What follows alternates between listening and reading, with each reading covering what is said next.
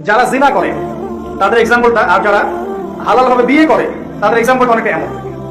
যারা হালাল ভাবে বিয়ে করে ওরা সিংহের মতো, দিবালকের মধ্যে তারা স্ত্রীদেরকে নিয়ে ঘুরছে, তাই না? খুব ফুরিয়ে সাহসের সাথে সে আমার স্ত্রী, মনে কোনো ভয় আছে? সংশয় আছে? তার চলাটা আলোর নিচে, সানশাইন ডে লাইটের নিচে, সে বুক ফুরিয়ে সিংহের মতো ওয়াইফকে নিয়ে হাঁটছিল। আর যারা জিনা করবে দেখবে তাদের চরিত্র হচ্ছে ইঁদুরের মতো। ইঁদুর দিনের বেলা, রাতের এই দিনের আলোর মধ্যে কিন্তু সে কাজ করতে পারে না, সে রাতের অন্ধকারে কাজ করে।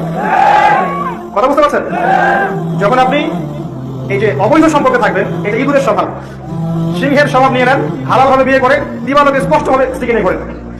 বিয়েটাকে সহজ করে দেন। যেই সমাজে বিয়ে সহজ ওই সমাজে জেনা কঠিন, তাই না? যেই সমাজে জেনা সহজ ওই সমাজে বিয়ে কঠিন। আমাদের সমাজে জেনা করা সহজ, বিয়ে করতে লাগে 10 লাখ, জেনা করতে লাগে 1000, ঠিক না?